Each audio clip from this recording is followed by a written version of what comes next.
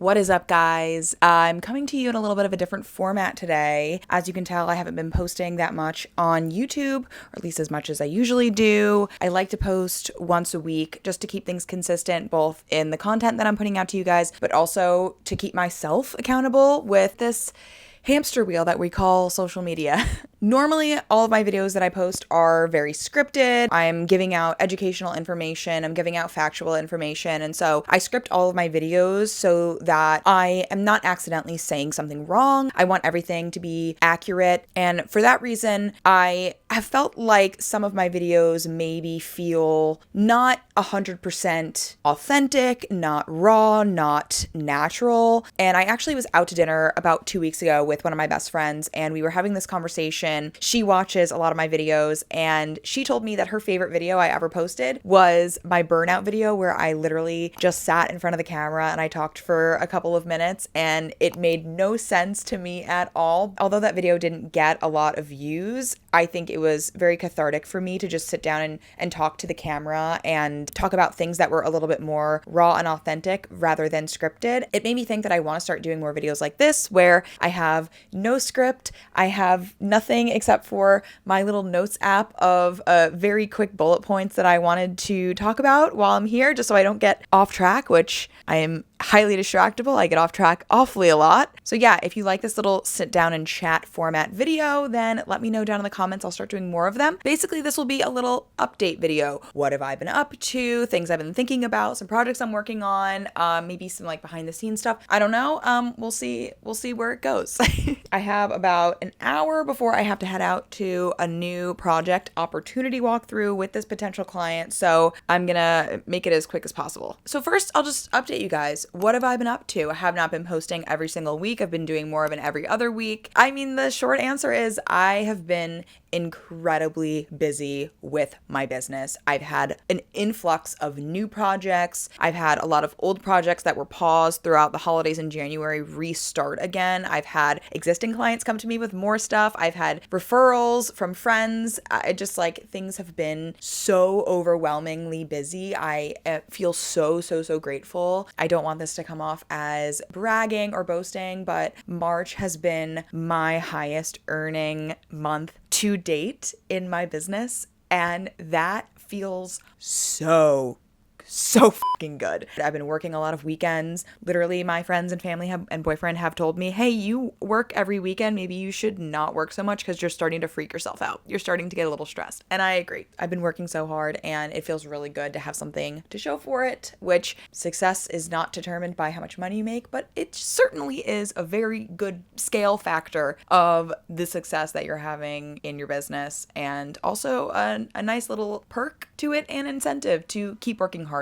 So I won't go through all the projects I'm working on right now. I would say follow me on Instagram if you're interested in like the day-to-day and the actual specific project work that I've been working on. I am the kind of person where if I am slow, if I don't have anything to do, I literally won't do anything. Like, I'm my laziest version of myself. When I am busy, like can't contain the work, can't contain myself busy, I work like a dog, and it kind of motivates me more. I'm more excited about the work. I don't know. It's like an all or nothing, which maybe isn't a healthy attitude or life to be living, but that's how I am. So with that said, I also have been working on some other video projects that are related to this YouTube channel, related to my overall vision of creating this digital community, this online platform of educational content for designers. There definitely is videos in the work. I promise you that. Although I seem a little quiet, I have been working on a couple of collaborations with brands. I have one in the works that you guys hopefully will see in the next month or two. This new format of video is going to be much higher quality, much higher value. We're also in experimentation mode where we're going to see if this works. We're going to see if the output is worth the input. So yeah, I've been working on that. I'm not going to spill the beans, but stay tuned. So I'm filming this on Friday, March 21st. About a week ago, I was on site at the showroom filming this collaboration, and I've brought on a good friend of mine from college who is a freelance videographer to help bring that quality to the next level. I can only get so far. I did not go to film school. I went to interior design school, so I wanted to bring in someone who would add that extra level of quality. And when I got to the showroom, we had everything set up. Another thing, I didn't have to set up a single camera, and that felt so freaking good. It was so much less stressful of an experience to normally my video setup. I don't know if you have been watching me since my interview days. For those interview videos that I did like 2 years ago, I would have to book the studio space. I would get there an hour before my guests would show up. I would have to set up all the cameras, the lights. It was a 3-camera setup because I had the wide angle for both of us and I had a close-up camera on both faces. I had to adjust the mics. I had to do the lighting. I had to do the scripts. I had to ask the questions, and then I would edit all of those. I did all those videos on my own, and although it was very rewarding and I think it was very valuable and I would like to potentially do more interview style videos in the future, damn, it was a lot of work.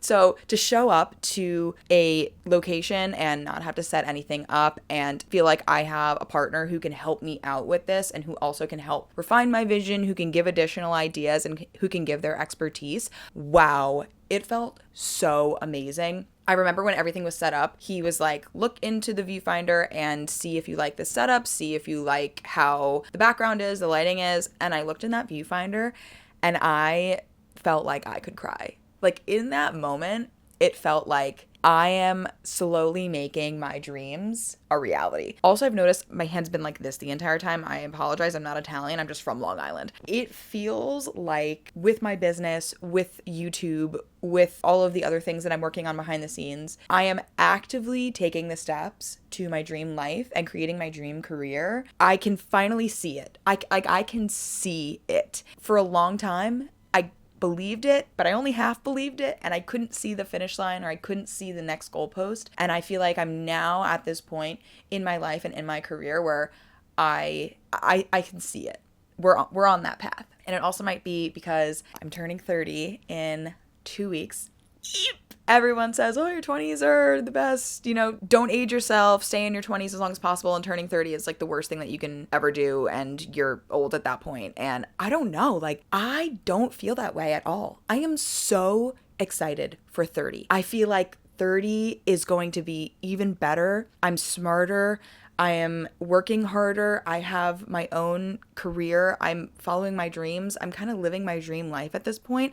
Obviously, I have, dreams of being on a yacht in Croatia and wearing expensive clothes and having more than one closet in my apartment. But as of now, I am living my dream life that I had a couple of years ago, which feels pretty good. I also feel like professionally being 30 is going to be not an advantage, but I think being taken a little bit more seriously. I look very young, and so on a lot of project sites, meeting a lot of new clients, I'm always asked, how old am I? So yeah, I think just 30 is going to come with a lot of maturity and professional success. So I'm really excited for it. I went off on a tangent again. I don't know how it got there.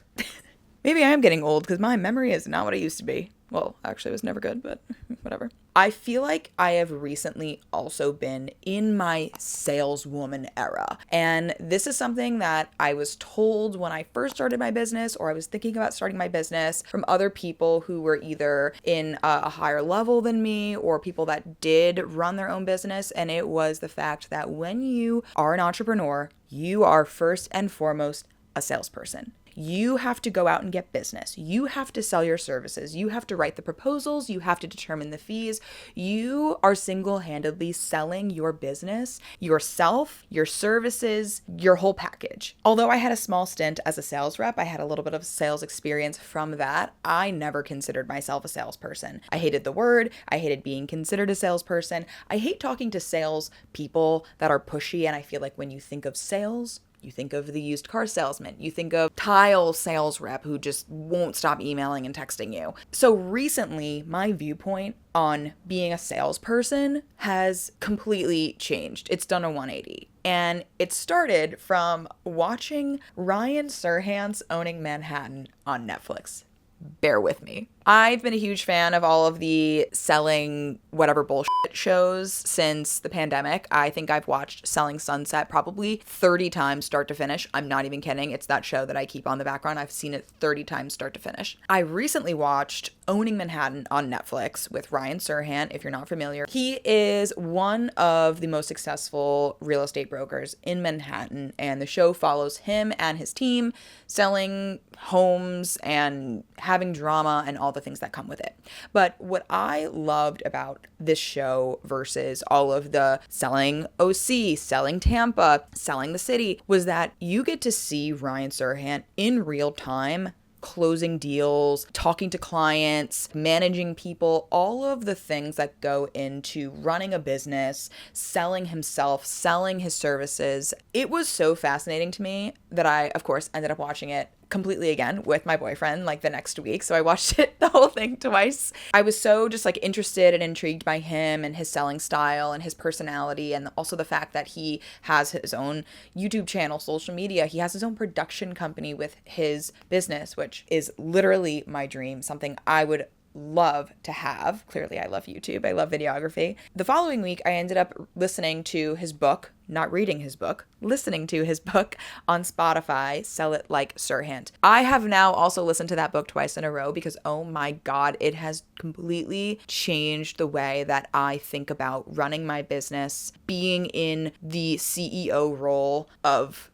KLSY. I have been on the offense more rather than the defense of just catching whatever project opportunity comes my way, catching referrals. I have been reaching out to people, following back with previous clients, following back with people that didn't end up hiring me, but I potentially sent them a proposal, being more active about closing proposals. And I really think that that mindset has been a really big variable in why not only I am very busy right now, but how I've been able to stay busy. And I have been continuing to build a pipeline for the next several months. I'm really excited to explore this new like saleswoman side to me, and would love to make a future video about it for any other business owners and designers that are maybe struggling with sales or are interested to hear more about it. So when I learn more about it and when I actually figure out if I'm doing anything correctly, I will let you know. Now, with my new saleswoman attitude, I had an incident happen about a week ago. Well, this incident has been happening since January. So I want to preface with, I am never looking to burn bridges with clients. I think it's extremely important, even if you have a bad client or a client that you don't want to work with anymore, never ever burn a bridge. You never know how you'll come up in conversation if they are talking to a future or past client of yours. You never know what kind of opportunity could present itself with this person in the future. I have a client that I've been working with for a while now. Since actually the start of my business, he was one of my first clients. I was warned about this person that they have a habit of either not paying or paying very late. As I started my business, that was something that I just simply didn't have the privilege of saying no to. Any business was business. I was saying yes to everything. And at that point, it was survival. I had to say yes to everything. This client isn't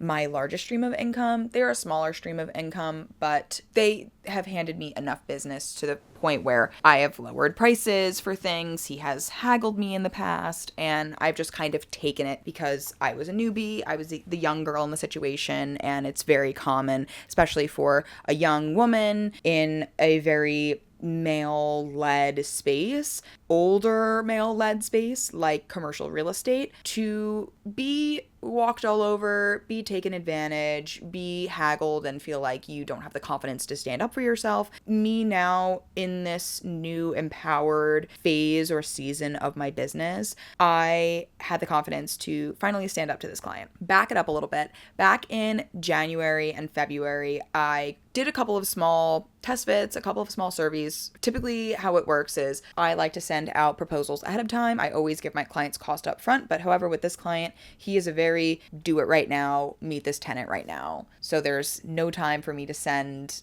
fees. Anytime I've asked or sent him a proposal, he says, just tell me what it is and I'll pay it after. So for these two small assignments, I did the work, I kept track of my hours, and I charged him hourly, just whatever my rate is times the hours it took me to complete those two tasks or projects. I complete the job, it goes well, I don't hear from him again. Week goes by, I follow up, hey, I just wanted to see if there were any changes, and also to remind you that I sent your invoice. 2 more weeks rolls around. Hey, CCing in your accounting department. Another 2 weeks rolls around, and after a month and a half, almost 2 months, there was absolutely no response. There was no response via email from him, from his accounting department. it was crickets. At that point, I decide to call him up on the phone. My call goes straight to voicemail.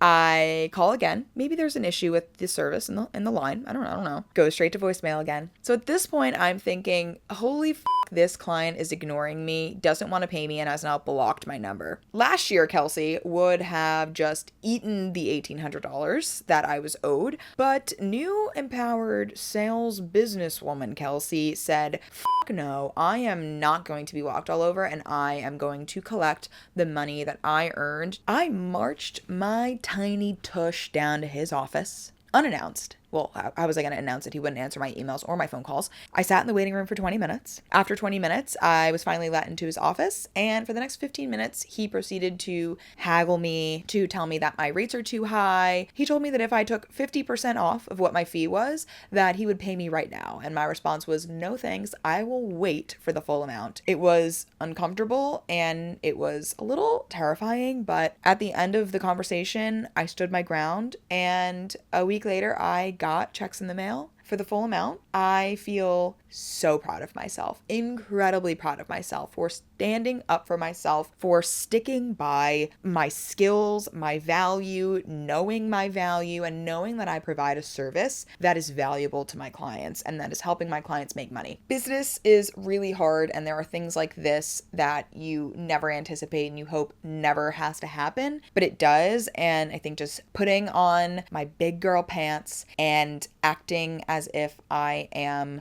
the confident, empowered businesswoman that I am, which I am, I've gotten a lot of return from that in terms of success and confidence. So one more thing that I want to note. Yes, I did see that there's going to be an updated NCIDQ version coming at the end of this year. So in the October cycle, I've been getting some messages about it. I am aware of it. I am kind of pumping the brakes a little bit on NCIDQ study materials because I don't want to put time into something that is going to be irrelevant. So, and not that my content on my channel will be irrelevant in October. I think the point of my videos that I'm posting is that the knowledge is universal. The knowledge and the codes, that's not going to change. It's the format of the test that's going to change. If you are concerned about this, if you know that you're going to have to take another portion of the exam come October in this new exam format, I want to say, A, I've heard it's going to be easier, don't freak out, and B, all of the videos on my channel are still going to be relevant because it's the information that you need to know regardless. Doesn't matter what format it is. If you have the knowledge, if you know how to solve some kind of problem, if you know how to get to an answer, whatever format they throw it to you, you'll be able to catch it and slam dunk it. But yes, I will be keeping my eye on that. I will be thinking about how we can kind of like navigate this new test format together. And I would also love to really crowdsource people's responses to the April cycle just to get people's feedback on the cheat sheets I sent out, feedback on the videos, feedback on what other materials they've been using, and just overall feedback on their test taking experience this April term. So I have to leave in 10 minutes, so I don't think there's anything else I wanted to talk about in this video, but let me know if you like this little sit down and chat format. Thank you guys for watching. I hope you're all doing well. I hope everyone in NCIDQ season is killing it. We are almost to testing season, almost to April, so I want to give all my love and luck to everyone. So good to see you. Yeah, everyone have a really happy first day of spring. See you later.